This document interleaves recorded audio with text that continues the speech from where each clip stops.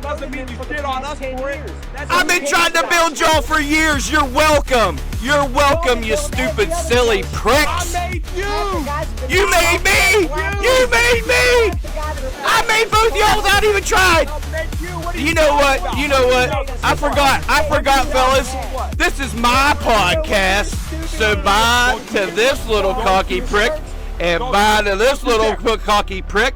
Oh my God! Finally, some silence. I don't know if we'll ever do another podcast. You know, yeah, I think. Whoa! What are you doing here? Close up everything. Am I crazy? Or didn't you quit? When? Friday. Oh, what, Dad? Are you kidding? I didn't quit. Why, you took that seriously.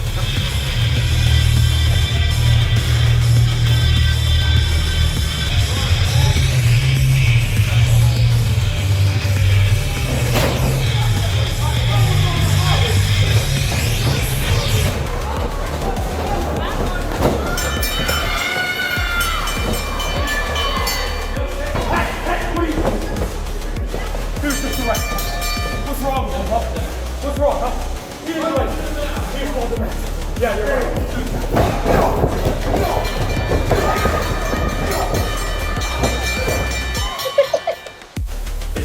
Lord. Honestly, Spooky, I want to say this too. I'm sorry. I'm going to make it run long.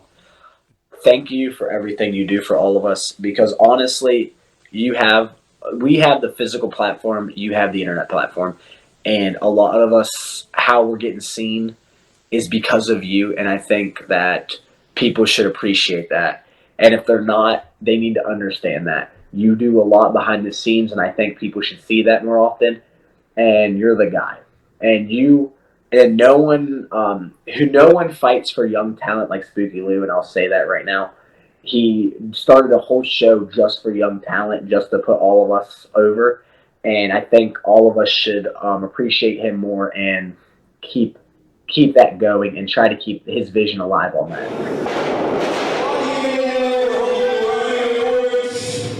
The votes concluded today. You're bringing out star of the year, Anthony Rock! Let's go, baby! Spooky! Go Rock! Way to go, fuck him up!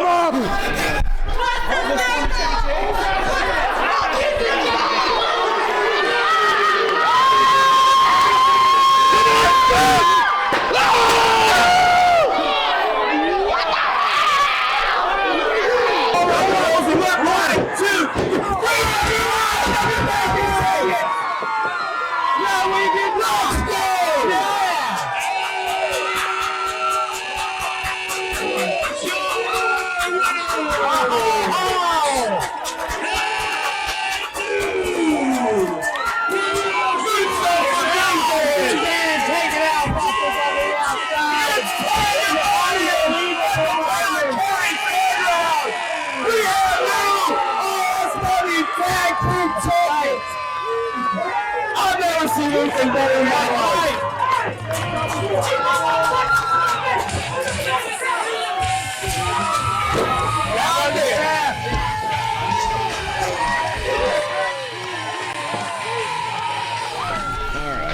Rock has found the angle. What you know about Anthony Rucker with the camera? Anthony Rucker, photographer, What baby. you know about that? I love it. Call me young Peter Parker. Where you at? Wheelchairs goes in on the other side. What are you doing, Rock? You can see the nerves in his eyes. We're totally out of our element. Catherine, Stephanie. Was I stepping on it? Yes. I'm sorry. Okay, everybody.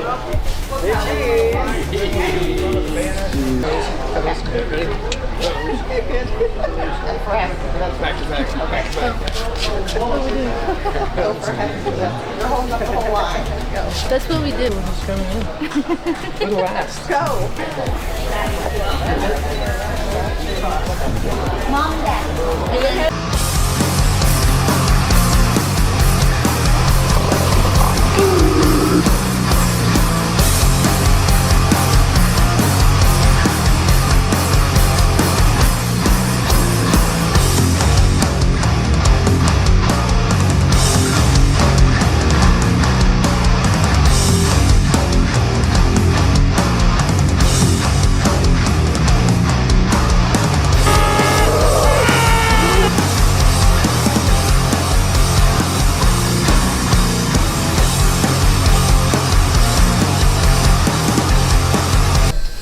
That was definitely bullshit. It was all clearly fake. Who the fuck even won? Not us. Not us. Deal. Listen, I missed it because I was in line here at Brew Pub in Morgantown, West Virginia. The line was like 2 miles fucking long because it's Oktoberfest. It's super busy, but I did buy Spooky Lou a shot and he did take it, so you can't bitch. But they gave it to you for free. They gave, well, it doesn't matter. I'm actually buying. I'm buying Marcus Twist and Spooky Lou shots because these motherfuckers work harder than anybody else in this business. There you go. And I love them guys. Spooky Lou definitely works harder than anyone else in this business. Yeah. Marcus Twist just kind of hangs out while Spooky Lou works more really money hard. than anybody does. I don't know. I can't have an open container in my car with You done been on the vlog. I found him changing. He did. I did. You guys got to see a lot of pop. Yeah, baby. Yes, you guys did. We all gave you matches. Yes, you did. Just for you. I'd have never fucking worked that hard if it wasn't your birthday. My bitch ass teared up a few times. 110% fucking fact. I will never work that hard unless it's Spooky Lou's birthday. All right. Let's go. Let's go.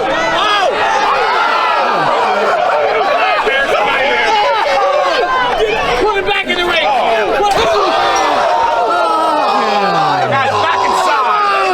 But that's not the only thing that's coming up. There were special announcements made.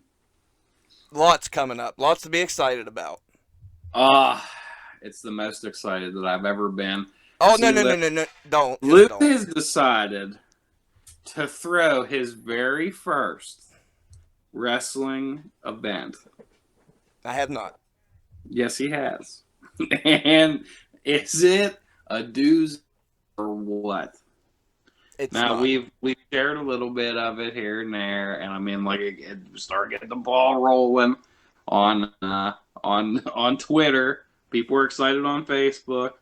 It's because I helped Lou name it. I'm helping out a little bit. He's the booker. He's taking care of everything else. But we had WrestleRoni Presents. It's the very first, the Ocho, the Cinco, the Uno, the Numero Uno, Spooky Lou's, House of Horrors, Fixins, and other oddities. This July 4th, all day at the Circle K parking lot in Monongah, West Virginia. The Fixins gets me every time. And this is all Marcus is doing. Fixins, it'll get you, bro. Every time. Hit him with that title again. It is Spooky Lou's, House of Horrors, Fixins, and other oddities. At the Circle K parking lot in Monongah. At the Circle K parking lot in Monongah, West Virginia, July 4th. It's an all-day event. Let me give you the bona fide, genuine rundown of what we got going on, because I don't think you listeners are ready. I got it all written down right here. It's insane. Do not listen we got to him. A special guest performance by the Insane Clown Posse. And Guns N' Roses will be in the Circle K parking lot in Monongah, West Virginia, with special guests Bam Margera and Bigfoot. They hooked up out in the forest, and they kind of got like an act together now, I guess. He said that he was bringing him with him. Hell yeah. He found the Bigfoot, and they're both going to be there.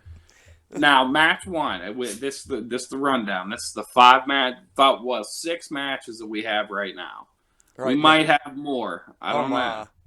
There's a lot of people banging on my door saying, "Hey, you need to talk to Spooky Lou and get my ass on this show because we're about to rewrite history." And that party's not lying about. people are pumped. Like, we got Nicholas Griffin and Justin Baker going to be our commentary team. And now let me give you the match rundown so far. Oh, don't. We got Steve Buscemi versus DD Vice in a one-on-one singles match, which is regular old plain Jane. Now, match 2, we got the Goblin, Brother Phineas, versus Freedom Grandpappy, Ron Paul. That was by request. Yeah. That was by request. Some of these guys can make requests because we pay them the money. They show up. We want them to do what they want to do. No. And now we have a special guest for this particular matchup. It says Paulie Killpiss versus the 1,000 Corn Dog Challenge. Yeah, but I hit twice as hard as you did. Julia, let's fucking fuck out!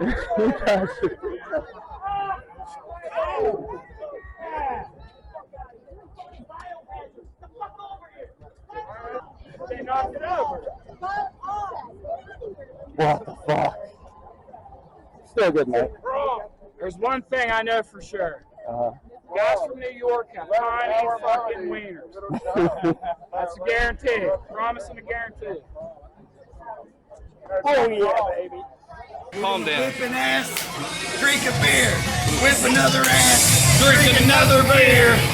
Go home hungover. Show up hungover, kick some ass, go drink a beer, wake up tomorrow hungover, repeat. You can go time. Take a punch. Drink a beer. And you have found out in the meanwhile that you have a match with Mad Dog Myers. Yeah, it won't be the first time that I end up fucking scrimmaging one of my boys. Okay. Yep, we have a In match. 1 mile, turn left onto One-on-one. Shut up, bitch. Fucking a match 1-on-1. Me and Mad Dog Zach Myers, no ring death. Match. Nah, I just like saying Death? Death. Oh dear. Yeah. How am I gonna get home though if you die? You ain't gotta worry about me. Oh, you're on for Mad Dog. I would worry more about Mad Dog because you see, he's my boy.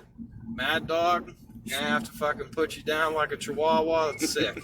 God damn. Like that's what's gonna have to happen. Because I've been stressing all day. Got fucking 7 different opponents and hours of driving to sit and contemplate. He's fucking with me by not answering the phone. Yeah, so I'm gonna fuck with him. Don't bring me a fucking chair! That's all we have! You broke it! You did it! Blue, get the fuck out of my way. I'm sorry. God damn. Now mess this up.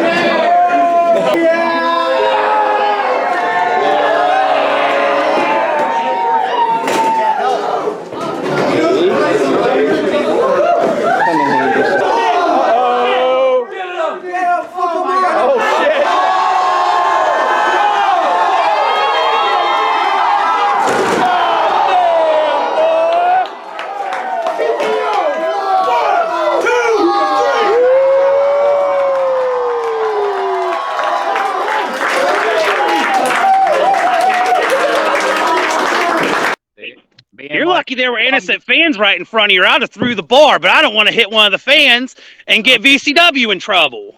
I wanted to get in the cage and help Beastman and Zeke and I forget everybody else. There's so many names, but I knew I was on a team and I was going in there with a purpose. Big Didn't they end up because you weren't there though? Because Damian Chambers came out. Because of you. That's technically we helped. Technically, you ruined it for me. For you. And I'm gonna beat the shit out of you. Your team ended up winning. Isn't that what matters? It's a team effort. Right. Yeah. I mean, I was. You're being selfish. I've never heard Paulie talk that way. I'm gonna beat the shit out of you, he said. I've never heard him say that. He's mad. Yeah, see how lovable he is? Look at him. I'm gonna show you love. I'm gonna love you so hard. He's a rabid beast. Look at him. Just like that possum we had to put down.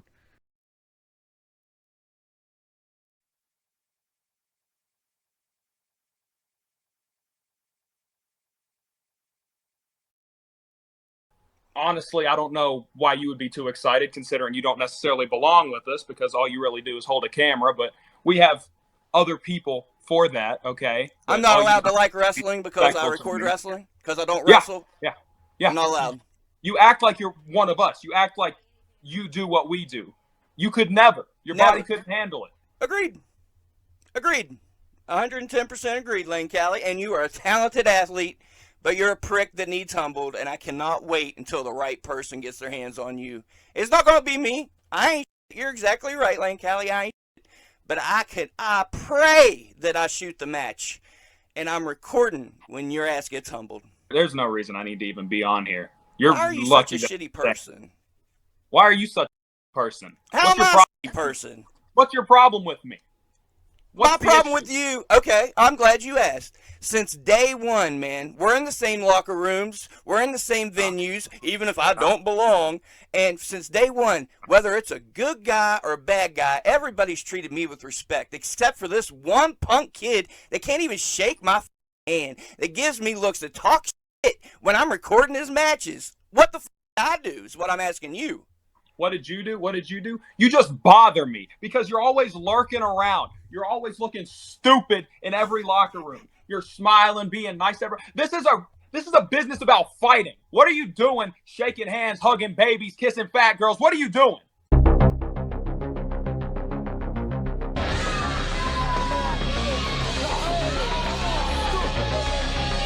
No, this is my hometown. You come down here with this crap late.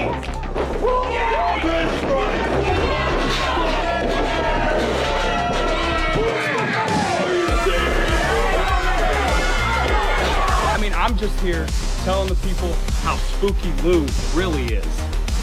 You portray this guy wanting to show off West Virginia independent wrestling, and that's real nice of you, yet unfortunately you're putting yourself in the spotlight. I came to Bluefield. I want to apologize. So let me make it crystal clear for you. We're still beefing.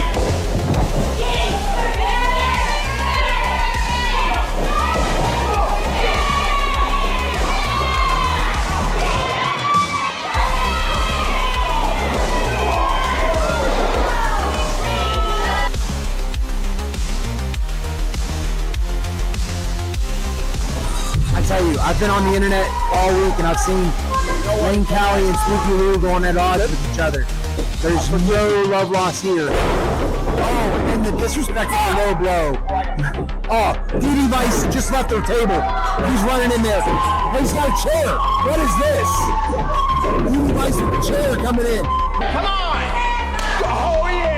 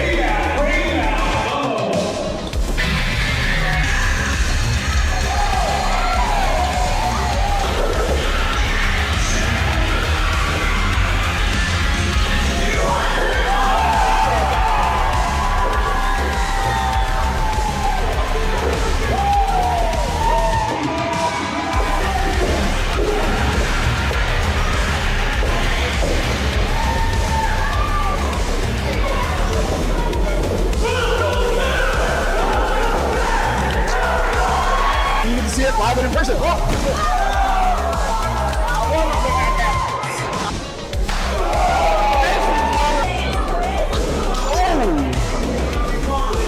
Rocking. Here he goes, coming off. Oh! And Marcus is kidding. I'm so good. Marcus gets out of it. Look at this. Oh! What that's gotta be it. Spooky Lou is beside himself. And sorry, Callie, kind of got between the legs.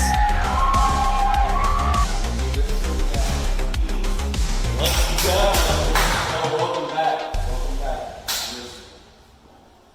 Listen. He comes back and helps me with Callie, bro. You're welcome. Thank you. You're welcome. I had to pull some strings. He's on the same page. It'll be fine. I was supposed to be something in RSW, and you have made me nothing! You have friends, I have friends too. Marcus Twist comes back, RSW's 7-year anniversary, to do what? I guess I must have owed Lou in my mind. I no longer think that I owe Lou. Lou liked to pick sides. Lou's story still, I think, far from the truth. Look at this. Big T-bone suplex now. I love it. Wow. Here comes this idiot. Hey, you're gonna come immediately. Spooky Lou now going after Lane Cali. What in the hell? Get him, Spooky Lou. He's cost you a ton of hell. Marcus Twist. Oh! Super stunner. Clothesline.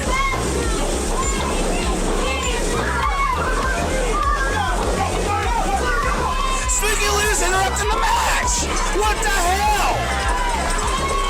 What in the hell? Spooky Lou just cost Saturday Night Special the match. Lane Cali and Tyler Rossfield News Center the victors.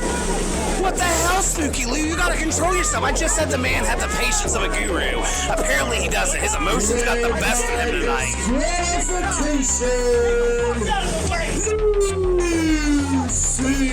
Saturday night. I'm sorry. Shut up. We did this for you. October is for us. Your ass is at ringside. Lane Cali will be the least of it. Stay the out of the ring. Stay the fuck away. Don't even come to the building. I'm sorry, man. I've been trying to get through to you guys forever. Why don't you answer my messages? Is it really that bad? Did I do what I did? Is it really that bad? Big spine busters might be the only weakness. I lost the 10 Yeah. I got dropped in 2 days. Longest in 2 weeks, guys. We have to figure out who this is. I don't care who it is, Lou. I don't care about Lane Cali right now. He's still a dipshit online. All right, still a dipshit in person. You want us to do the podcast? You want to talk to us? Fine. We will do the podcast. I'm not a bad guy, DD. I'm tired of being treated like a bad guy. Hold on. We will do the podcast if you stay away from the ring in October. I'm not staying away. It's my home. Stay away from our match. Ring for our match. For y'all's match. That's fair. I tell you what, Lane. Tell me who it is, and this is what I'll do for you. Tell me who it is. You and your mystery man, former RSW champion, whoever it is. You guys happen to be SNS, which we know you won't, but if you happen to, I'll leave. I'll take what little pride that I have left, and I'll leave the business that I love, Lane. How about that? But you have to tell me who it is. Need help. I need a lot of help. Need help. Need help from a current RSW champion. I need help. I need help from a guy who's always had my back. What?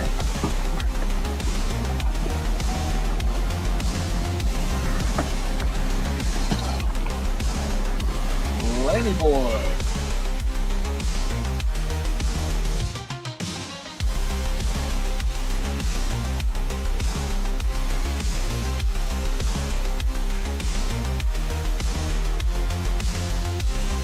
What's going on, buddy? Well, what's going on? I need help. I've been getting bullied. I think you're just the guy I need. Getting bullied? Who has been bullying my boy Lane? These guys, then Saturday Night Special, and Goofy Lou. Those weasel dick bastards? I've been dealing with real estate wrestling for years, man. Never once been pinned for a championship. This is my second one. You know, they stole the first one from me, they stripped it from me, I gave it back to them reluctantly. This time they tried it again, because I've been gone a year and a half. Guess what? Ain't happening. I don't know how much more I can bite my tongue, how much more I can kiss ass to try to make things right again. That's all I want, man. Whenever all this went down, I didn't bash you on social media. I didn't talk shit. All I did was miss my fucking friend. but this has been going on for a minute. This kid is under my skin. I've been the first to say he's up my head all year. And again, I'm fucking sorry. This is the greenhorn shit that I was fucking saying. It's two fucking guys just coming at each other over and over again that don't know when to quit, and they're dragging a bunch of other motherfuckers into their business. But I'm gonna go into Monaga. Dee Dee's gonna go into Monaga. Those guys are gonna come into Monaga. Lou's gonna leave Monaga, and then we're gonna fuck up, and then we're leaving. We're leaving. I'm going to the bar. I'm gonna celebrate, whooping a sock puppet. And I'm done. I'm done with this. Done with this entire situation. I don't want no more parts of this. I don't want to have conversations about this shit. I don't want to talk about what happened about a year ago. I don't want to talk about what happened 2 weeks ago. Hey, from the time I came back until now, I want to forget about it. Second we're done Saturday, it's done. It's done. It's gone. Done. I don't get it. Done. Well. Completely done. Done with this shit. Done with talking about it. After Saturday, I'm done with all of it. I'm gonna go on. Maybe we'll go get the tag titles off Rucker. Maybe we'll go do this. Maybe we'll go do that. I don't give a I do. I'm for this. I'm over being the fucking pawn for Spooky Lou's goofy ass fucking channel and the views and the bullshit. I'm just fucking over it, dude. I don't give a fuck about none of this. No more. I'm done. I really don't know who you are anymore. I really don't. I got what I wanted. You have to stand outside and watch us beat Lane Callie's ass through the window. Because we've both beaten Lane Callie's ass. That makes me feel like y'all can't trust me. I told you to trust the process the whole time, and you literally, we were this close to beating Lane Callie again because you couldn't trust the process. Trust the process of week in, a week out, you guys treat me like a piece of shit. I'm getting roped back into because I was trying to help a friend, and now I'm stuck in the middle of some bullshit. So I'm gonna go into Monongah this Saturday and show you and show the world that Saturday Night Special have been doing this shit for 4 years. Saturday Night Special draw people. We put asses in seats, we beat asses, we get paid, we leave. And that's exactly what we're doing in Monongah. I apologize for you having to stand outside, but that's what has to be done.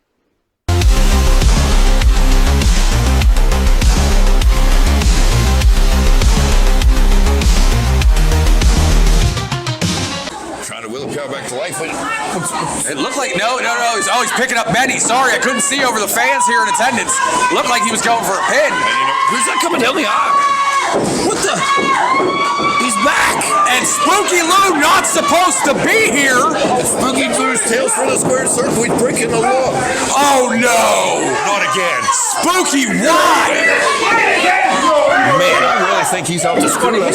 You know what? He just might be at this point because once is an accident, twice is kind of a thing, 3 times you're planning it. Yeah, guys.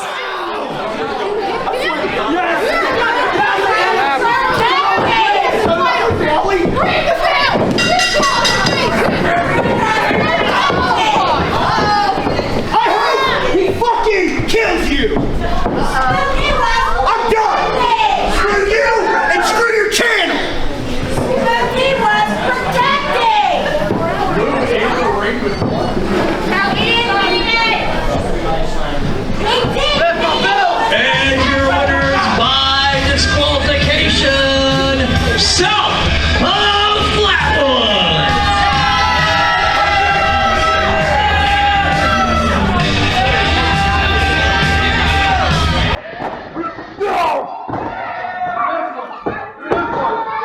You want that one?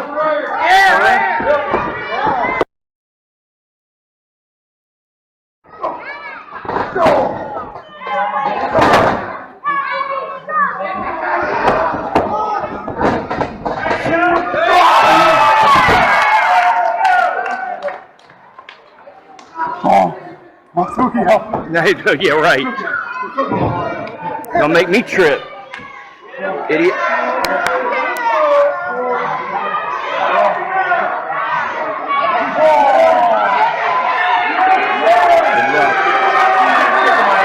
I'm sorry. I'm sorry for everything. I'm kind of sorry too, but not too much. I'm sorry for everything. I appreciate that. Thank you. Uh-oh. I'm sorry for what's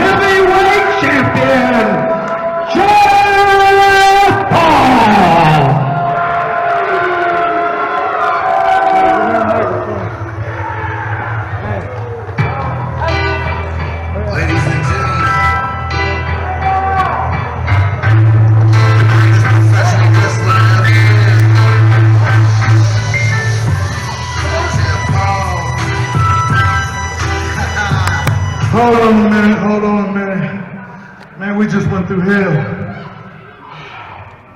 I gotta say, love him or hate him, Jeff Paul, you one hell of an opponent, brother.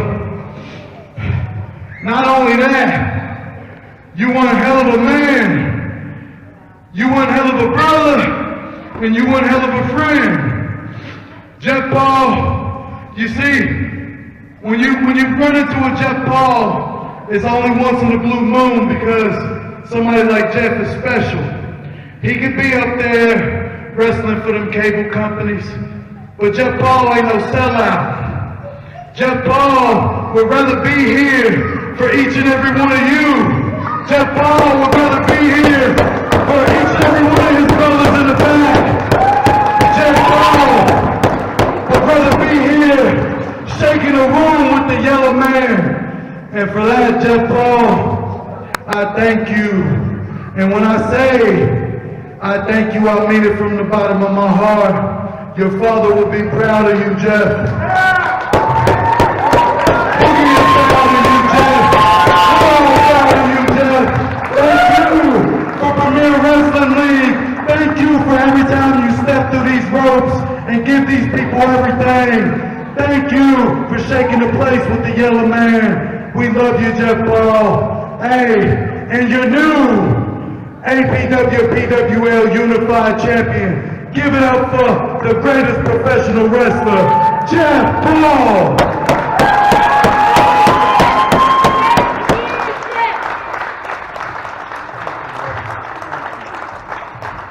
Hey guys, real quick.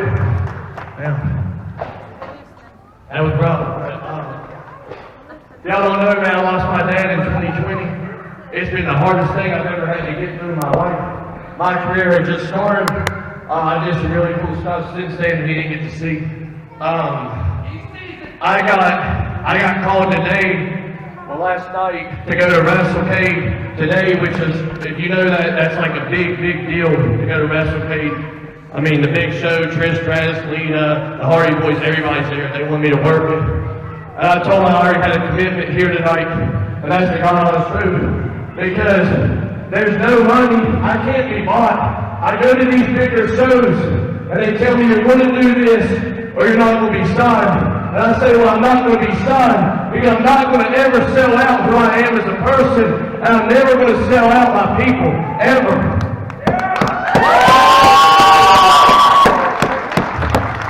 So thank you for letting me share this with you.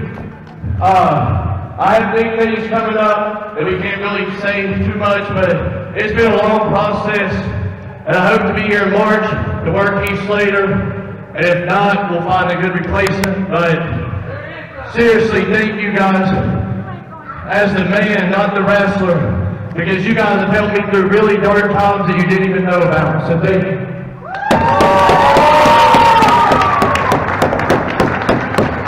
Jeff, how we feeling after that big win? I figure Yellow Man really put you over at the end. How important? You raised 175 toys for Tots. That's the important stuff. How you feel about this Bluefield crowd tonight? I mean, 3 days of promotion, really 2.5, and I had over 200 people here. That's a win for me. We collected almost 200 toys, several cash donations.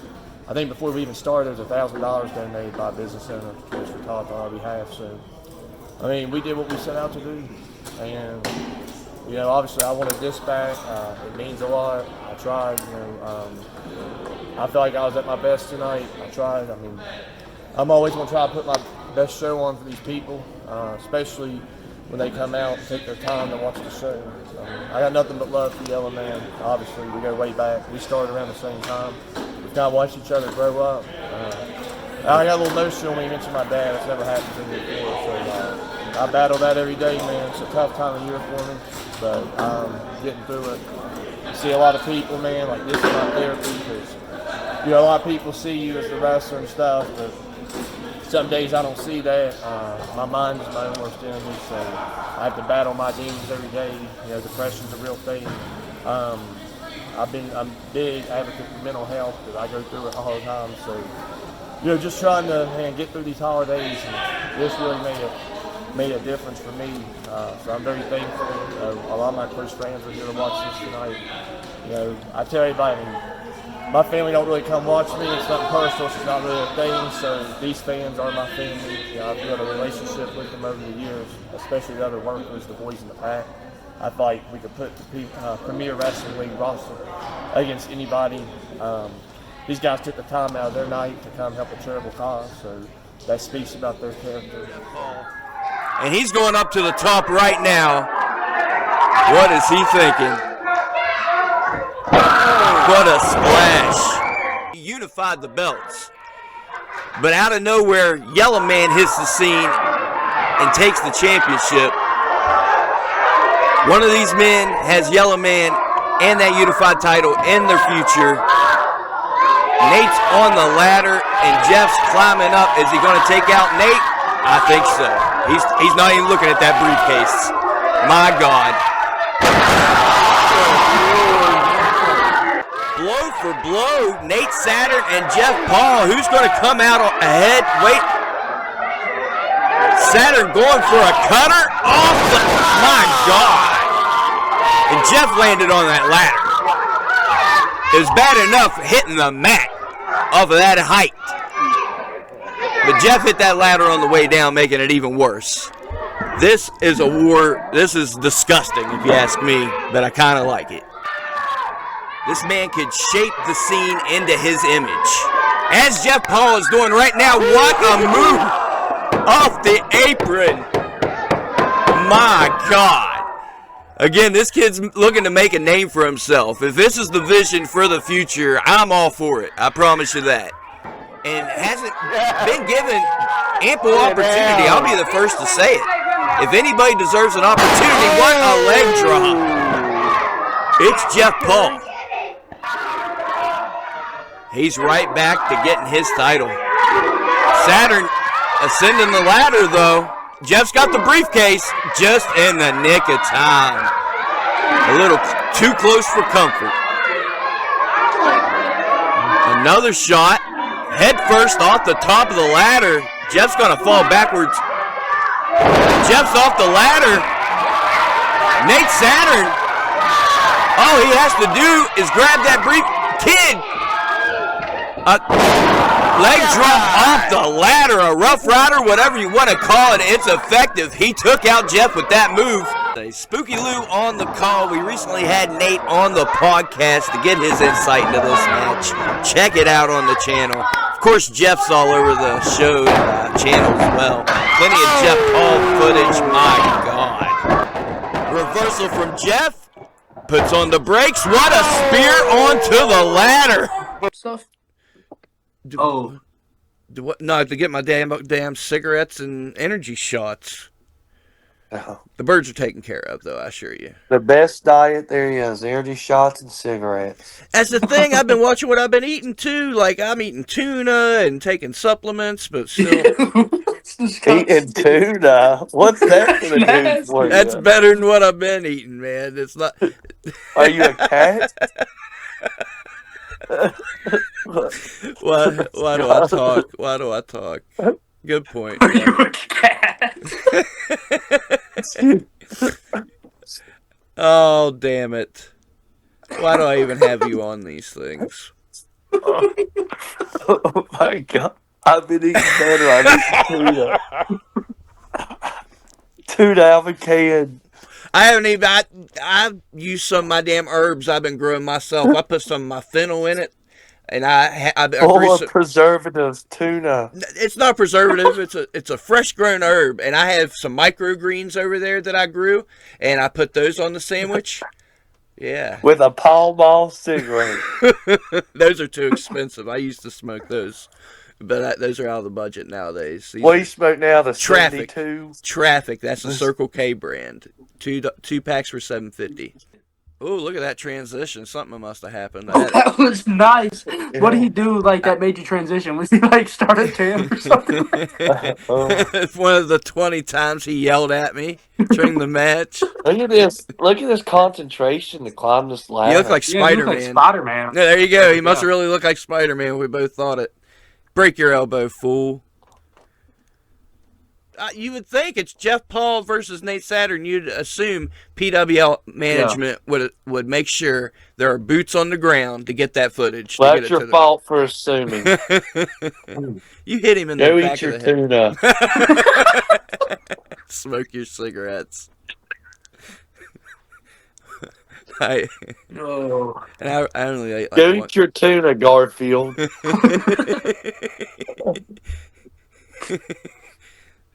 This is about to be a big win for you. Good match, and you're just talking shit. I can't come back from that. Like, good. Hit him in the head with that briefcase, Nate.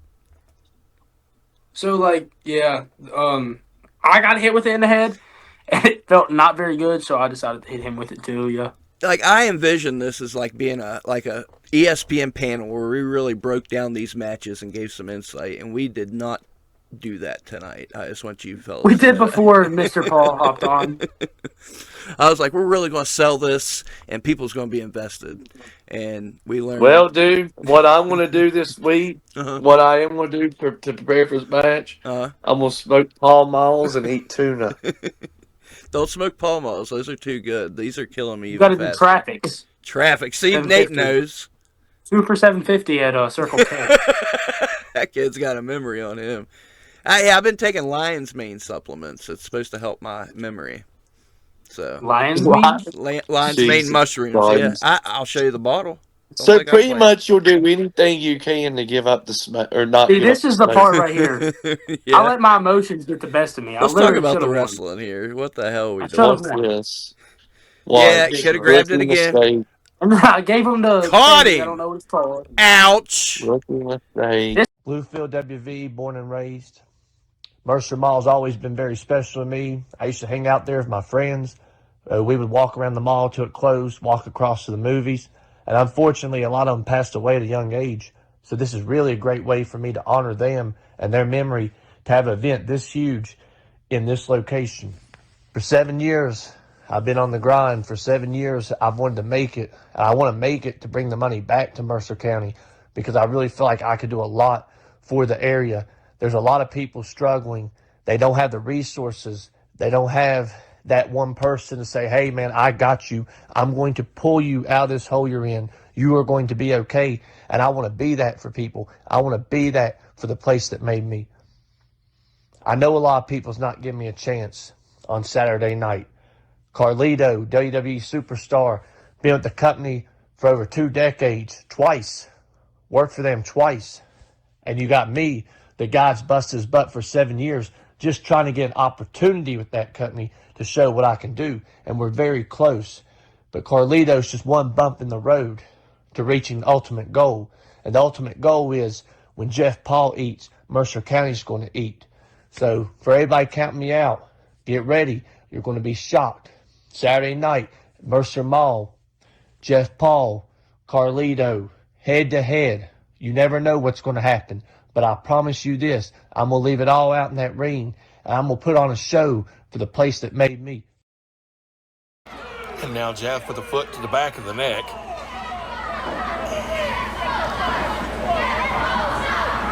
In the corner, boot across the throat, just going to try to wear down Carlito here.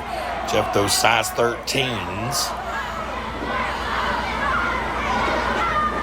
In the corner, and Paul shot with the shoulder now. Big shoulder lunges into the abdomen of Carlito. Carlito out of the corner now with an Irish whip. Jeff moving up and over. Oh, there's the European style uppercut into the bulldog. And Jeff Paul here with a cover. He'll get 2, and Carlito gets the hand on the bottom rope. And now Carlito will stop. Put a little stop there, and the 4th one goes for Jeff Paul. Carlito's got the cobwebs cleared, and to the corner he'll go, and down to the canvas. Big time Irish whip there by Jeff Paul. Could this be his patented Paul bomb? Up to the 2nd rope, and down, nobody home. Here comes Carlito with a clothesline. Another big clothesline. Jeff Paul sent for the ride. Off the ropes. Boot to the midsection. Here's Carlito with a high knee. And a clothesline. Paul goes down. A little combo maneuver there. But Carlito noggin knocker. And Jeff Paul doesn't realize it. Stepping into a big moonsault.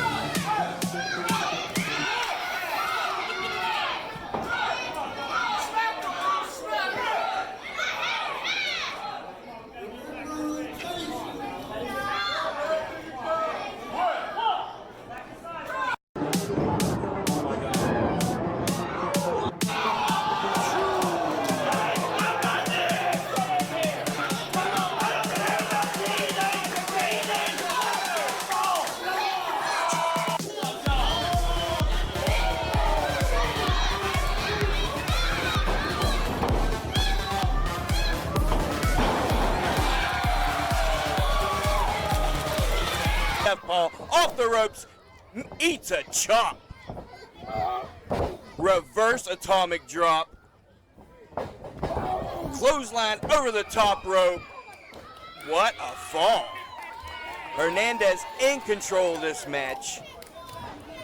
Would you have thought that Hernandez, former TNA Tag Champion, multiple NWA championships, Puerto Rico and so on, would be here fighting Jeff Paul? Jeff Paul immediately invoked his rematch clause for this match tonight. What are they doing? They're out here in the crowd. They're on the bed of a truck. This is getting a little bit out of hand. Look at this body slam from Hernandez to Jeff Paul. You know that hurt. Another. The crowd's wanting another one. Jeff Paul's not, and a DDT. That's right. Jeff Paul has been climbing up the ranks. Recently had a banger with Matt Riddle, star after star, name after name, about to tag with Moose. Coming up at the Mercer Mall this Saturday. He's on the truck, off the truck, big leg drop misses. He could have broke his tailbone. What are we doing? What will Jeff Paul do to get that APW American Heavyweight Championship back? Spooky Lou on the call, the great Grace Duncan Harris doing phenomenal video work as always. What we got here? My God, what a chop. Hernandez is in the zone. I want you to hit that motherfucker right here. That's one of the coolest things in channel history. I'm sorry. I love it. Look at this kid's ready. Putting smiles on faces, baby. Let's go. Jeff's begging. Oh my God, he showed him how it's done. What a moment.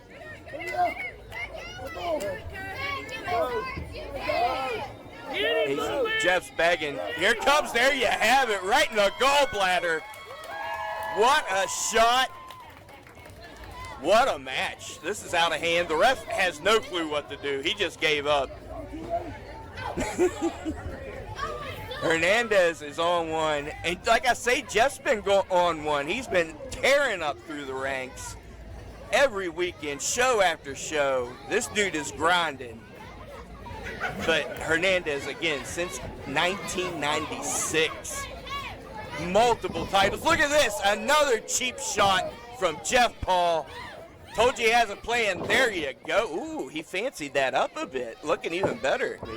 Hernandez is thumping Jeff Paul. He thumped him last night at the Bradley Fire Department at the APW TV tapings. He's going for a powerbomb. Jeff Paul reverses it. He's on top of it. That kid, most of the kids hate him.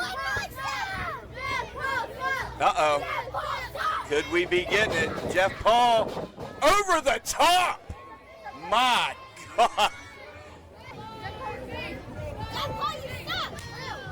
Another chop. Uh-oh. Okay. The shirt's coming off. Shit's getting real. Uh-oh. Puts the boots to him. Head first into the top turnbuckle. Hernandez is going to show you how to chop, Jeff. My God. Irish whip now. A super chop, a super double chop.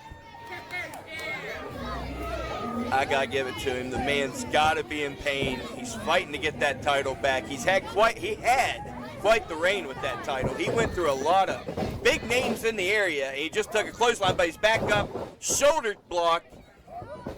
Another double chop. Hernandez in control. What happens if Hernandez leaves the state with the APW American Heavyweight title? You got to think of that. There's that splash. We've seen it over the years so many times, and he's going to do it again. Another signature. Jeff saw it coming and ducked. Double axe handle. That's just the opening Jeff Paul needed, and he's taking advantage. Off the ropes now. My God, like running into a brick wall. Worse than a brick wall. He just ran into Super Mex Hernandez. Only a 2. That was the shittiest 2 count. And it was the shittiest 2 count. Hernandez is helping while he's here. Iron sharpens iron. Jeff Paul's taking an ass whooping, but this is going to make him better, believe it or not. Here we go, big power bomb. Here we go, going for the border toss. Has him up. Jeff Paul's out of it, off the ropes, ducks under. There's that spear, my God. You got to go for the pin, Jeff. Let's go. 1. Hernandez kicked out. We're deep in this bad boy. He's lining him up for another. And another connects. That's got to be it. Once again, APW, American Heavyweight Champion. And clean as a whistle with that. Hello, Matt. Now, I know you may not know who I am yet, but I know exactly who you are. See, let me tell you a little something about Jeff Paul, Matt Riddle. See, I'm in a show right now, just main eventing. See, I've been grinding for 6 years, for 6 long years, up and down the road. Time away from my kids, time away from my family, having to sleep at rest stops, having to go to the hospital with no insurance and get sewn up because your tooth sticking through your lip. That's my reality. And see, I do this every night because I don't have the luxury of, I may stay at home because I don't need the money. If I don't do this, my family does not eat. Now, you say you're going to come to Mercer Mall on March 8th and you're going to whoop me. You're going to beat me up. Well, let me tell you a little something, Matt Riddle. You may not know where I'm from, but where I'm from, we are fighters. Where I'm from, we get up every single day and we go do what we have to do to provide for our own. And see, somewhere along the way, Matt, you've lost your drive. You've lost what you loved about this business. So you got the money and you got the fame, but you lost the instinct. And when you're in there with me, you're going to be in there with an animal. You're going to be caged inside with an animal. And I promise you, look me in the eyes when I tell you, you will not leave the same on March 8th. And you can take that to the bank.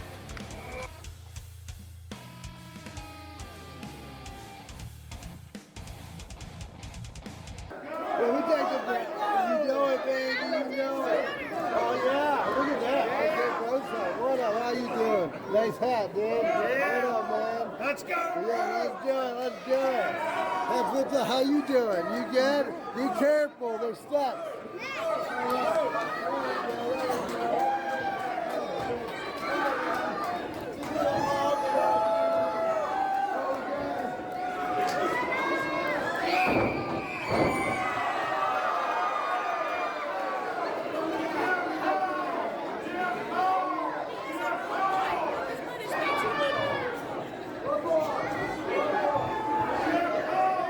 Look at this crowd. Jeff Paul running for the hills, running back in the ring. Tries to cut him off, but look at this. Gut-wrench suplex from Matt Riddle to Jeff Paul. Only a 2, but Matt Riddle just keeps, look at this senton. That's exactly what I was going to say. He just keeps staying a step or 2 ahead of Jeff, and Jeff is not used to that. It is very unusual, especially recently, for Jeff to be outclassed in that ring. But look at this. Using his head into Riddle's chin now. Big clothesline from Jeff Paul. Don't count him out just yet. There's a reason Jeff Paul is at this point with a big-time match on a big-time card here at Mercer Mall. And he's choking the life out of Matt Riddle. Did you ever think you'd see the day? We've been waiting for months. Wow. The power of Jeff Paul leaving Matt Riddle right in the middle of the ring here. Riddle's in trouble. Wow. Jeff, don't get too cocky, man. You are in control. I'll give it to you. And it's got to feel good. A little bit of a switch in time. That's okay because look at this. Matt Riddle's back with a vengeance. A bit of a tarantula and arm bar, using the ropes for leverage. He can separate his shoulder. Jeff Paul is out of the ring. We are on the floor here at Mercer Mall. Matt Riddle on the apron now. Kicks Jeff Paul right in the face. Going for a moonsault. Jeff Paul cuts it off. My goodness, into the ring post. Jeff Paul has turned this match around just like that. Double axe handle right to the base of the neck of Matt Riddle. DDT on the floor. Just like that. The match turned around, then turned around again. Jeff Paul's no slouch. He's making it happen. And it looks like Jeff Paul has plans of his own. If I know Jeff Paul, and I do, look at this dive. My God, what a dive from Jeff Paul, taking out Matt Riddle. Now, Jeff, we was talking about how you hit the Carolinas, you go to Tennessee. You're not just a West Virginia guy. Tell me about some of the differences you're seeing, whether it be in-ring, behind the curtain. Compare West Virginia to Tennessee and the Carolinas. Give me some differences, similarities. What do you see? I'll be honest, I have the most fun out of state, and that's not directed towards anybody in particular. But when you go out of state, there's no politics. You show up, you work, you say hello to everybody, you get your money, and you leave.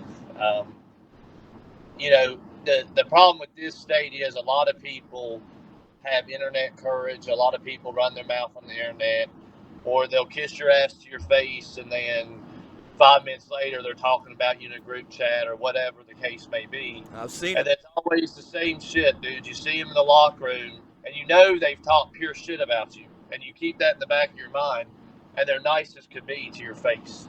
There you go. So I just, it is what it is, man. I show up, I do what I need to do, I do what the promoter's asking, I get the hell out of there. Because unlike a lot of these wrestlers, I have a life outside of wrestling, and I actually do take care of my family. I have a nice home, I have nice vehicles, and all that is from hard work. And, so when these people, and I'm not trying to turn this into a big thing, and this is, again, not directed to anybody, because that'll be the next thing. I'll be getting posted all these group chats. See Jeff on WrestleRoni. Do you think that was about me? Well, if you talk shit about me and then be nice to my face, it is about you. There you go. Dude, I'll give you the perfect example. And, I try not to stir the pot, but sometimes I like to. Sometimes it's fun. Yeah, so, I feel it. This has been over a year ago now. It may have been like 2 years ago. I had I'll say confrontation, but it didn't get physical. I had a confrontation with somebody at one of my shows in the locker room over a respect issue. I felt like I was being disrespected on multiple times, so I finally had to address it. Mm-hmm. The thing with me is I let so much go. When I finally do speak up, you know what I'm saying? When I feel it. You bottle it up and you explode. Yeah, when I get to that point, it's bad for everybody, myself included. So I addressed this situation. Well, I still paid the person. They still went out and did their job, whatever. Well, then, a couple weeks later, I had the respect to reach out and say, listen, it happened, whatever. I hope you see my point of view, and, it is what it is. Even if we know how to do business, from one man to another, it's squashed to my end, respect, whatever. Right. Oh, yeah, dude, it's cool, blah, blah, blah, blah, you know what I mean? Mm-hmm. So then they go to a promote, then I get told that the individual's significant other is going up to a promotion I work for, saying that their significant other hates my guts and they shouldn't book me. You know what I'm saying? So it's just like, that's the type of stuff you deal with in this business. Oh, bro, a few months ago, you put me and somebody else in a group chat because there was some heat over some very stupid shit a few months ago. And I got to give it to you. You were a mediator, and you made we squashed the beef. Everything's fine, but it's constant drama, bro. That's honestly, that's why I'm going. Bro, it's not, I cannot emphasize this enough. It is not everywhere you go. Like, people will say, oh, that's everywhere. Like, for example, if you walk down the street and there's trash all over the fucking street and people's like, oh, well, there's littering everywhere. No, there's not. Like, I have friends that just wrestle in Japan, and they said you may see one piece of trash in, walking through the towns. Right. Like, you can't categorize everybody in every place as the same, because it's not going on other places. I go to places where it's so relaxed, man. Everybody's hugging one another, dapping everybody up. Hey, brother, good to see you. Good to see you. There's no drama coming out. Right. The problem is, dude, in these small areas, number one, you've got two groups of people out there. Okay. Technically three, but mainly two. And again, I'm probably going to get whatever. You've got fucking Paul. You've got the veterans that never done shit. Okay. They've always wrestled for $40 their whole life. That try to talk down to the young talent, and it makes them feel better when they're like shitting on the young talent, or when they're trying to keep their spot. Okay. The spot that they've had for 30 years because they never made it out of the little Salvation Army gym. You know what I mean? So, what I tell people is, the ones that's done something, like, you won't see guys like, when I'm on shows with guys like, Ricky Morton, Heath Slater, guys that's been there, done that.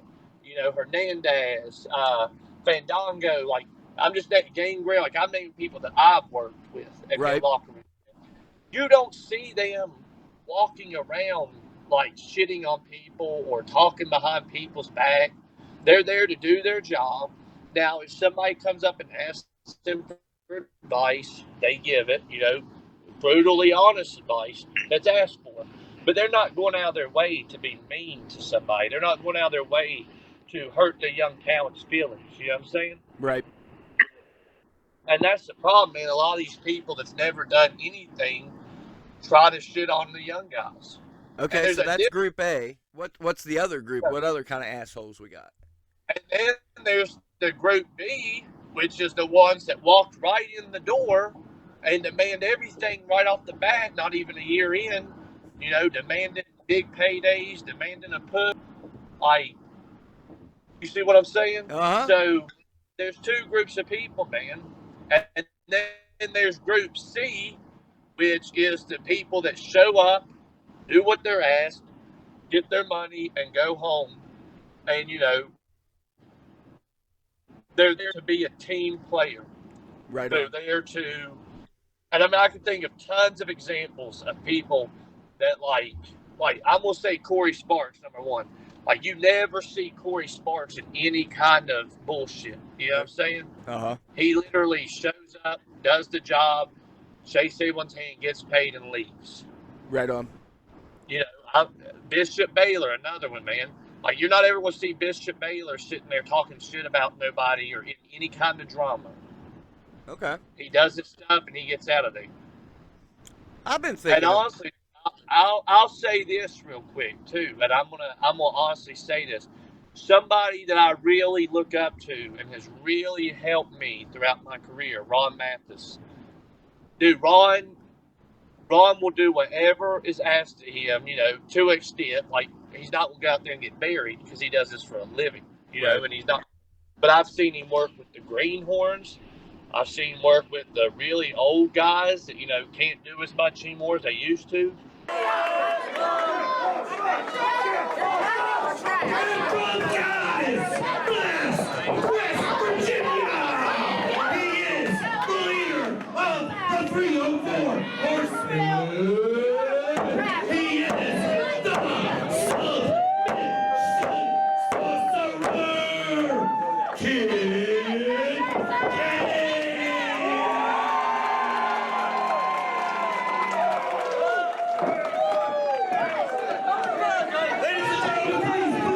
Please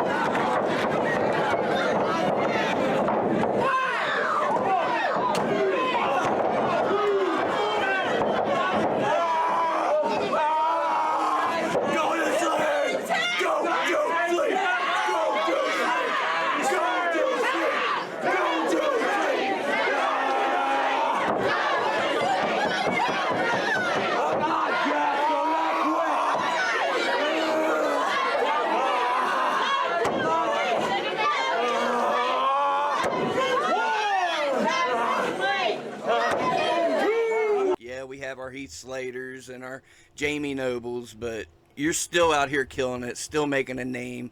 You've been on the scene, man. What can you tell me as far as good changes, bad changes? What have you seen happen in the West Virginia scene in the past 20 years? So almost exclusively good changes.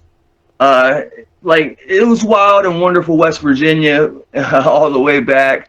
I like to always say that I'm aggressively West Virginian, and it really was like the Wild West when I started.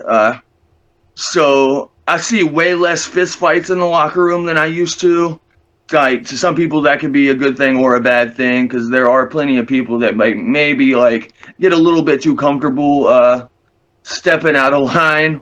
Right. And maybe like a good fist fight, like as long as both are consenting adults, I'm not against it. But like there used to be fights in the locker room basically every show. Wow. And like yeah, it's just way wilder. Like so many stories that like if those guys were still around, like so many like ways to cancel them on Twitter. And you see a lot less of that, and also like indie wrestling has gotten so much better in general since I started. Because I started in 2003, and one of the things about that is like, for one, if you were studying a lot of wrestling, it's because you were a tape trader or you were on those torrent sites all the time. As opposed to now, where like you can watch 3-hour seminars with guys that were on WWE TV for 10 years. For free on YouTube, and you can pull up World of Sport matches from 1970 and watch 1960s French wrestling and All Japan, and like with zero work put into it. And some people will say that that makes the kids spoiled, but like it just makes wrestling better because the education is free. That like I had to struggle to like I'm in JV Insanity's apartment like combing through tape after tape after tape trying to find like some Japanese wrestling so I can wrestle like a Japanese wrestler, as opposed to now it's easier, but it also like if you can get that skill level easy, you can build on it easy too. And so the wrestlers are just way better now than they used to be, which I know is a controversial thing to say because I'm supposed to be an old dude that yells at clouds and say that wrestling is always better previously, but those people are wrong and I'm correct. I agree. To your point, I always argue this is the greatest era because wrestling's more accessible than it ever was. I mean, you can check out RSW if you're in France. I can watch a France indie fed in West Virginia. 1000%. And another thing too is like when I started, WWE wasn't signing indie guys or indie women, and so a lot of people, they were just in it for the love of like independent wrestling, which is cool in its own way. But because guys like CM Punk and Bryan Danielson got signed, it gave everybody on the scene, not just got signed, but got signed and pushed. It gave everybody on the scene hope that they didn't have before. And I saw everybody start to try harder. And more people see independent wrestling as a route to the WWE. And so you get a lot of people that are like really trying to hustle and get after like being excellent at professional wrestling so they can get to that highest level. No doubt. No No doubt. doubt. No doubt. How about? I'm sorry, I'm getting sorry. crazy feedback on my end. But anyway, there it went away. Cool. God fixed it. Who's some of the folks you've seen try their heart out and succeed? And what about some people now on the scene, the people that's busting their ass to get to that next level? Yeah, so guys like Ace Austin and like I'll specifically go back to Leo Rush because I just talked about him for the Ring of Honor match. Mm-hmm. But I knew Leo like when he was a trainee because like he was such a hyper focused on success kind of guy that I remember like when he had just had a few matches at this point, he sent me a message and was like, I hope I get to wrestle you one day. Wow. And I just know that like I know like I kind of, even back then, like I was that guy in the area that people did want to work with because like I do the cool out of like wild like super indie wrestling style when a lot of people don't. But I also know if he was messaging me that, he was messaging all kinds of people that. And that's kind of the focus that he had, like the laser focus from the beginning. And I remember, you know, he was doing ROH TV still, and he went to a WWE tryout at Evolve when I was there. Mm-hmm. And a lot of people will like put all their eggs in one basket or rest on their laurels, and like you see a lot of people, and I was in that same category where you feel like it should be like a hip hop story or something. Like I'm just rapping on the corner, and like a record executive walks by and it's like, "Hey, you wanna get in the studio?" Right. But it's not like that. Like for the most part, like almost everybody has to hustle to get those opportunities to get to the next level. And I've seen a lot of people like that were as talented as me or even more talented kind of drift away from pro wrestling because they kind of stagnated and expected opportunities to come that never came because they weren't really like going for the things that they wanted.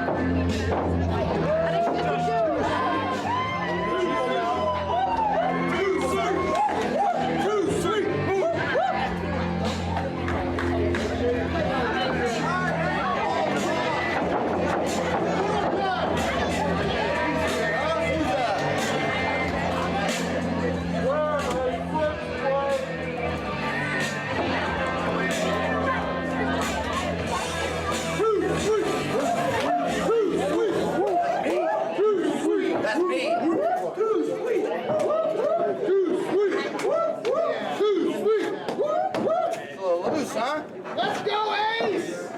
Ace Austin! Ace Austin! Ace Austin!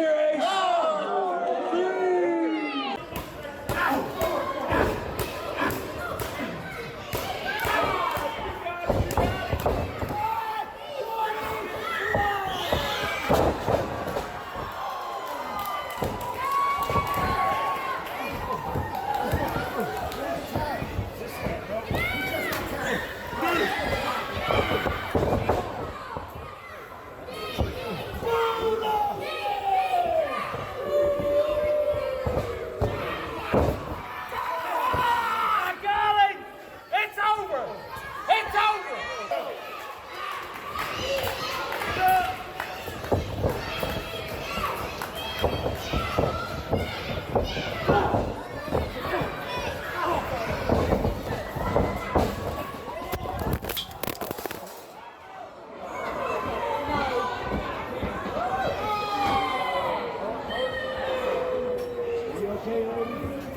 Well, maybe you can help me out a little, PCO, because there's a lot of younger workers in the independent scene that watch my podcast.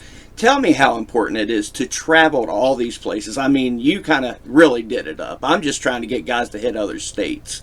But tell me how important it is to hit these different promotions, see what other guys are doing, see what other promotions are doing, how they're run. How important is that to a wrestler? Super important. Every wrestler that asks me for an advice, I always tell them it's not just what happened in the ring. It's everything that you do outside the ring. Meaning that for me, getting out of my comfort zone, getting out it's easy to be a wrestler if every night you go back to your parents' house, you see your girlfriend every day, you see your friends every day, you play hockey with your friends every night or every weekend. Right. You wrestle 3-4 times a week. You think you travel because you hit like 4 hours to go and 4 hours to come back. Mm-hmm. Just just try to really get on the road and then no, be cramped up in a station wagon. It's 6 to 8 big guys, and you don't have room to breathe almost, and you have the merch on your neck, Right. because the trunk is full of merch, and you have the promoter in the front, and you work every day like that, and you sleep in an apartment where your fridge is your window because it's kind of cool, Oh, okay. and you don't have heat, and that's how it was, you're with a friend and a partner because I was a tag team, Mm-hmm. and that's how we did it, and we walk every day to the train station and meet the cars at the meeting place and things like that. So even coming to we came to Heathrow, and then we had to find our way out all the way to Liverpool with the train, the bus, and everything. Like, promoter didn't care. Right. He You're was on your own. expecting us to be there a certain day at a certain time. Mm-hmm. We had to figure out everything else out. It'll make a man of you, huh? Yeah, and that's how you learn on the road. On the road. And and the more place you go, and the more place you do, your name sticks around, and it sticks around, and then what you're able to do is just email those posters where you're a headline, and then transfer it to another territory, to another promoter. So he wants you, and he's got someone quitting or someone hurt, injured, or it's all about timing. So you have to travel, you have to get out of your comfort zone, and you have to hit as many territory as possible. Okay. You mentioned a good word in there. You said email. You've been around for a while. Well, before it was packages. That's what I was going to ask you. How much easier is it now? I'm not going to say it's easy because we know it's not easy. But I think the internet has helped things. Social media gets your name out. You can hit up a promoter. I hit you up through social media. I got the connection right here through social media. So my question is, back then you had to get a guy's number through a guy. So tell the boys how things have changed over the years as far as social media and the Oh internet. man, when I started, I don't know, I gathered a list of all the indie promotions still existing in that time. Okay. Puerto Rico, USWA, CWA, and Germany for auto vans, which was the big one. Mm-hmm. Rene Lars's and Hamburg, Germany. Chris Jericho went there for 2 years. I was there for 2 years too. And then I got picked up by the big one, which was the Auto Vans. They came to see me at Renee's show, and they say, after Hamburg, can you come to Hanover? So I took the train to Hanover.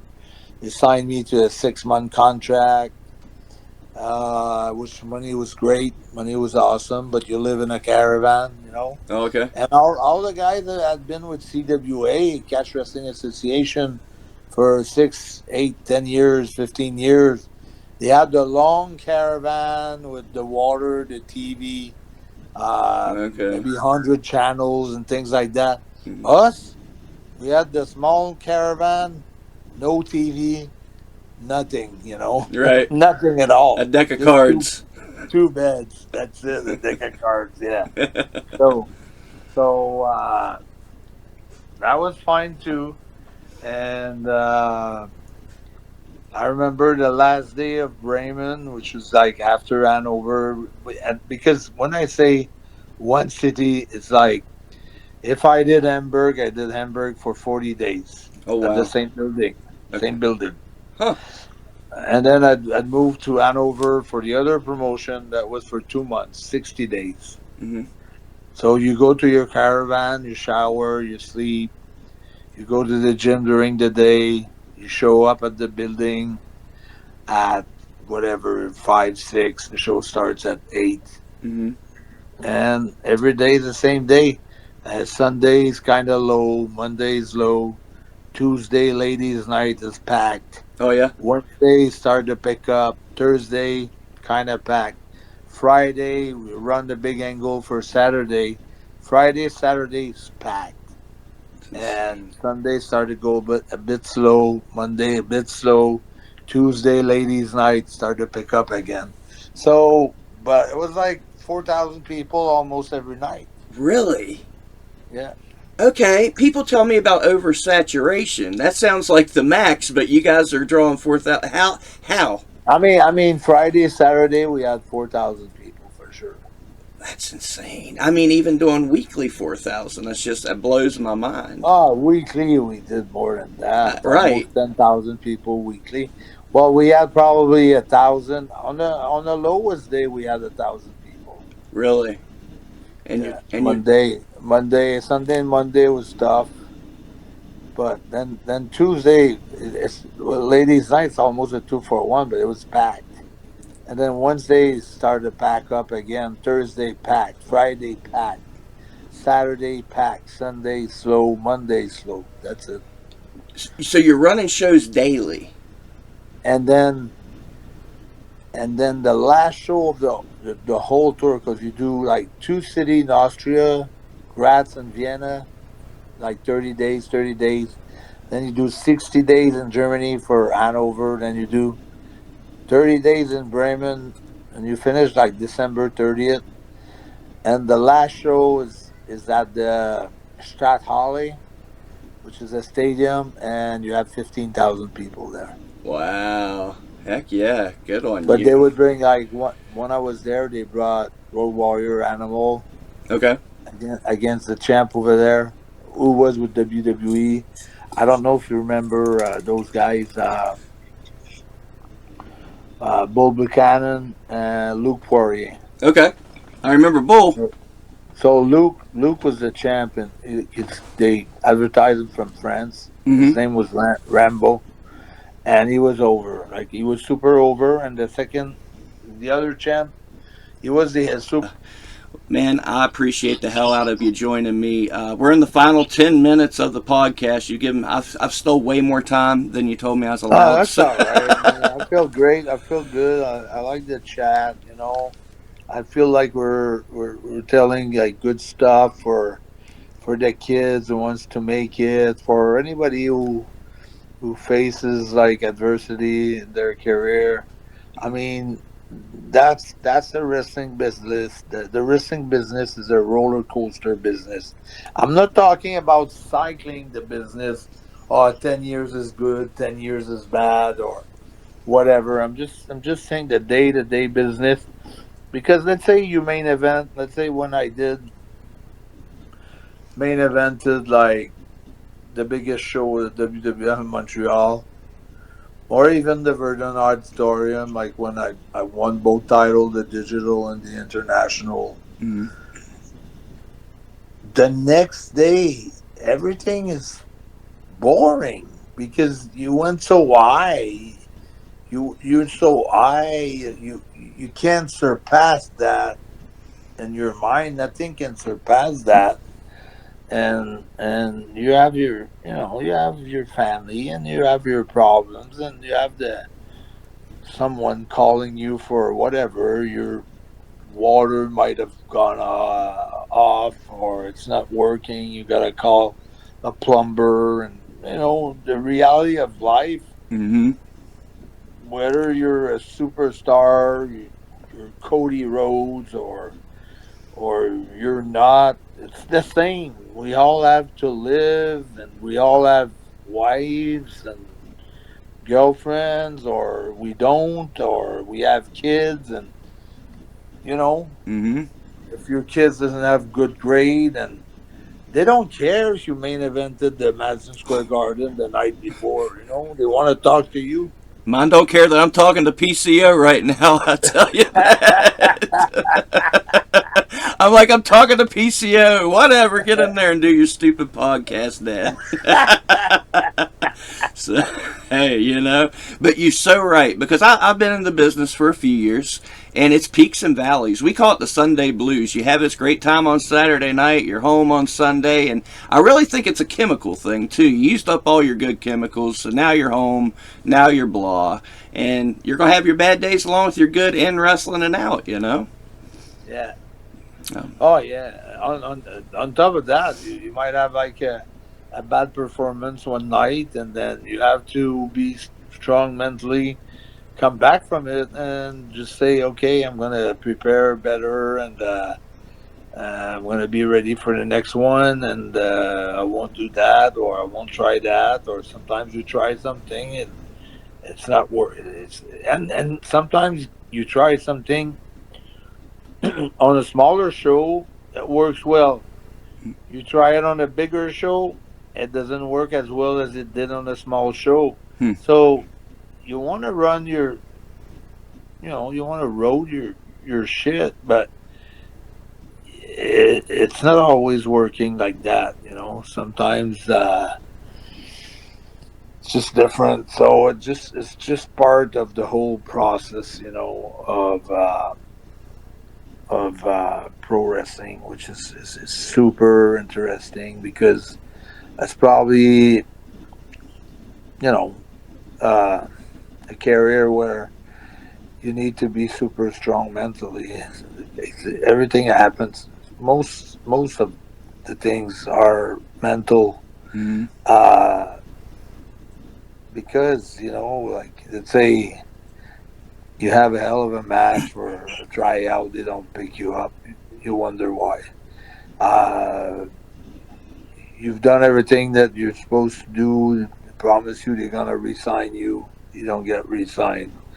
So it's all part of, okay, how can you get up from it? Yeah. How can you roll your sleeve and you show that you're gonna warrior through it, you're gonna monster to it, you're gonna just go through it, and nothing's gonna affect you. They do affect you, but for a couple days, and then after you're back on track. Smash their title and tell them to kiss your ass. It feels good for a moment. I'm sure. Oh, you can see it. You can see it in your face whenever you watch that clip. I know that felt good. No, it felt good. It felt good. But I cannot just stay there with that moment. I have to move on. It's a launching pad, man. It keeps you going. You got to look out for you at that point. I haven't read anything where anybody's down on you or mad at you. I mean, I'm not reading TNA memos from the inside, but as far as news articles and fans, everybody's with you, man. Yeah, and also it's not like I play the victim, like, oh, he did that to me. It's not fair, and I don't like it, and That's what they deserve. No, it was just like, okay, this happened. I'll show you that I can stand up and I could look up for myself. I don't need you. Good. I didn't need you before, and I don't need you now. And you can take your belt and shove it up your ass. That's it. I love it. Hey, and here we are. And here we are. You're still rocking and rolling. And first of all, when they offered me that title, I said I don't even want it. And that's another thing. You didn't destroy a title with some big legacy. It's been around for a couple years. I Well, mean, I you didn't. deserved it. But I told them. I said the international heavyweight championship means 10 times more than this stupid title. That there's a lineage. nobody defended it. Like, okay, Joe Hendry had it, or Jordan Grace, Tommy Dreamer. I don't want to disrespect those guys. Great names. But it's still a title that don't mean shit. Yeah. Nobody cares about that title. Nobody cares. They had their own little show. You had to pay $6 to watch the title for a minute, and I don't think many people were. So no, I agree with you 110%.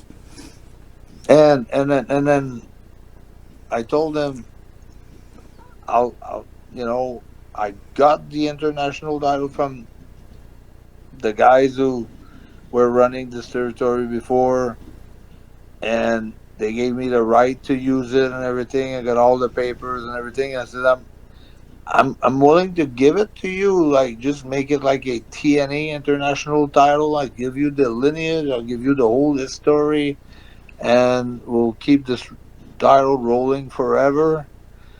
And 6 months after, they said, Carl, takes time to make a title like that.